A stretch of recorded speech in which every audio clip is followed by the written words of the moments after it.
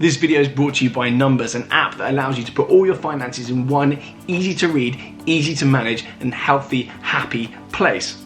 I don't know about you, but I'm sick of having multiple bank accounts in different apps and having to log into different ones and check them all separately. What I want and what I now have with Numbers is a place that I can read them all in one place. Not only can you view all of your bank accounts, but you can also view your entire crypto wallet too. Not only that, but you can also put your loyalty cards on there, like your IKEA or Starbucks cards, meaning you save plastic, you don't have to carry around annoying bits all over the place. The multi-banking feature is 100% neutral too. It is not a good idea for your bank to have access to all your other bank details. There's also financial management tools on there as well, so how much you've got left to spend, how long it will take you to save up for various items.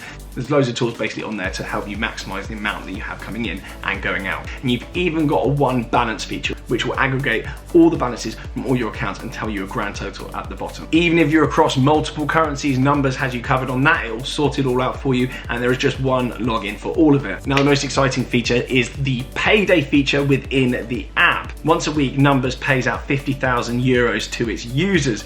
Payday helps Numbers users live a financially healthy life. Numbers Payday is not a typical recommendation program, but a standalone feature in the app. Find out when the next payday takes place, check your tickets, or find out how much money will be paid out to you. And not only that, with the link below, you'll get a free ticket to enter Payday with the specific link below, and you'll also download the app. So what are you waiting for? Get in the mix, take control of your finances, lead a financially healthy life, get Numbers, and good luck. Hope you win something with Payday. Hello, and welcome back to TGTV, and more specifically, ladies and gentlemen, welcome back to my Mercedes SLS AMG. I am shattered, so please do bear with me. Today, what we're doing is I'm taking this car to a body shop. Many of you be aware that I bought this car very recently. It appeared on the channel a few weeks ago, and I didn't go into the specifics surrounding the sale and the purchase of this car. I bought this car privately from a gentleman in Wales, so it didn't get main dealer prep, shall we say. It was a private sale, and had I bought this from a dealer, I probably wouldn't be having to do these things. However, there are a number of things on the car that I want to get sorted out, so I'm taking it to a place called H&L. I will leave their details below, but they're going to be working on this car whilst I'm in Barbados. Quite an aggressive sentence, that. But I booked this car in with them, and they're going to go around the whole thing and just sort everything out. So when I come back from holiday, it's going to be all fresh and probably where it should have been had I paid dealer prices for the car in the first place. Now, obviously, at some point, we're going to park up. We're going to take a look around the car. I just want to talk numbers very quickly. I paid £145,000 for this car.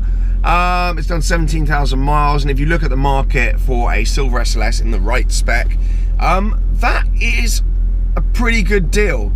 It's not the cleanest example on the market. There are some cosmetic things which we're going to go around, but on the whole, there's nothing glaring that I saw issue with. It's not got a billion owners. It's got full Mercedes-Benz service history. It ran fine, didn't sound awful, no signs of any shunts. So I was more than happy. The cosmetic stuff I'm never hugely bothered about.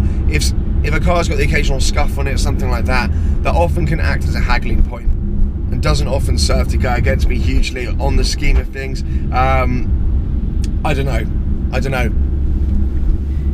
H&L look after my whole fleet, and they're going to be more than reasonable with it. So I don't see that stuff as a barrier to entry a lot of the time, especially when a car comes up in the right spec with the right miles and with full Benz history. It seems a shame to let something go just for a couple like aesthetic things that you can get sorted out. So I went with the car, I went with it. So yeah, I paid 145 grand, and had I bought this from a main dealer, I think I would have paid maybe 150, 160, something like that.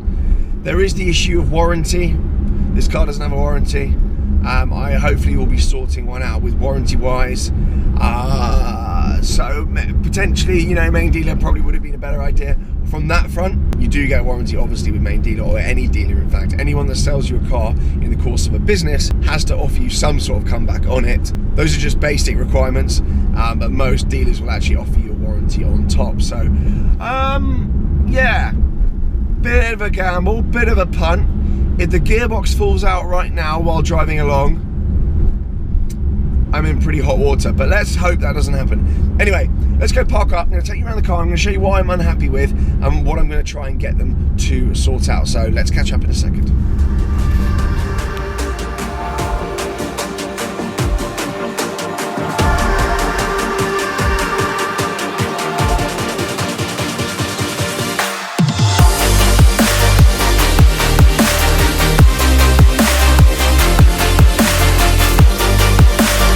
Right then, you lot, we are here at H&L Motors here in Fulwell, Twickenham. If some of you know the area, I'm sure you will have driven past it. This has actually been here for 70 years. And fun fact of the day, I actually used to work down the road when I was a kid. I say a kid, between the ages of kind of 16 and 20 as a student. I used to work as a lifeguard at the swimming pool down the road. So I know this place very well. I know the area very well.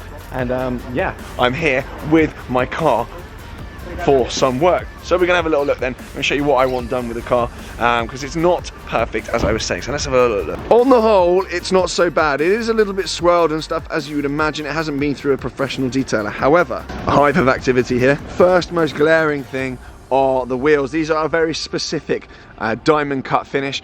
We've got this dark finish on the inside and lighter finish on the outside, and they've had a rather aggressive meeting with a curb there, although not so bad. It just needs a bit of cosmetic on there, and I'm actually going to go and show you how they do diamond cut wheels in a second. Do bear with on that. And on this wheel as well, I think there was a little bit of aggression down here as well on the curb. Again, not the end of the world, but just on a car that I've just bought and spent 145 grand on, I just do want to get that sorted. Also, another thing I'm not happy with is this here, the Plinth. So I don't like these. I just think, you know, designers and wind tunnels and whatnot, they spend so much time and effort making a car look amazing, and this obviously looks incredible.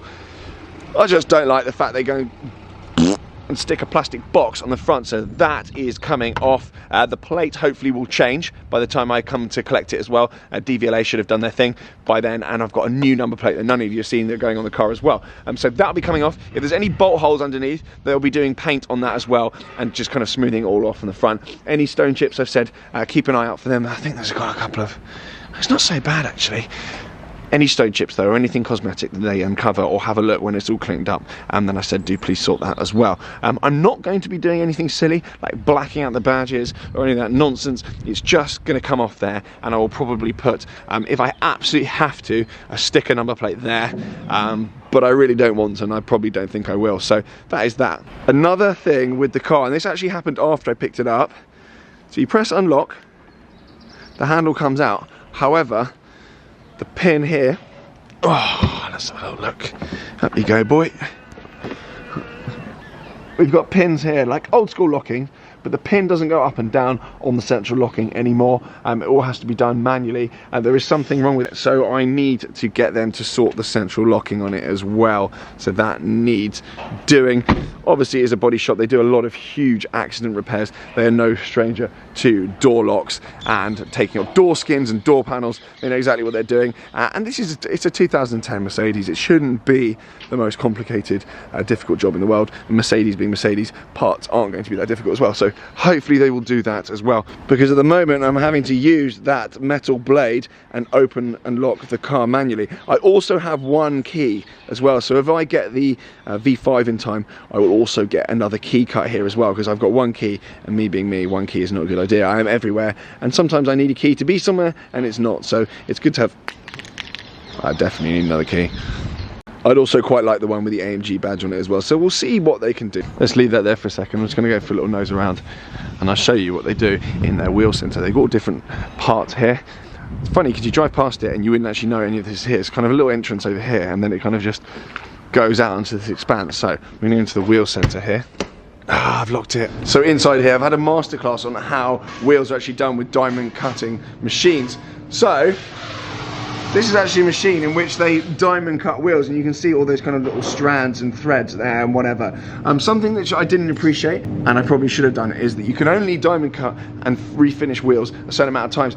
This is a specific type of machine that actually takes off a fraction of a millimetre off the wheel each time. A lot of machines and a lot of places, they take off so much material that you can only get your wheels refinished a few times before you actually have completely ruined them. But this takes off, I mean, you can see in the background there, And if you can see that string dangling down there, there's literally like a hair of metal. It just takes off such a small amount, and they're working with such kind of small tolerances. It's really amazing to watch. And on here, and here too, they actually measure the wheels already. So if it's already been refinished, then they'll get it all completely correct off the bat first time round. And obviously you've got all the designs on here, and it's all pre-programmed in here.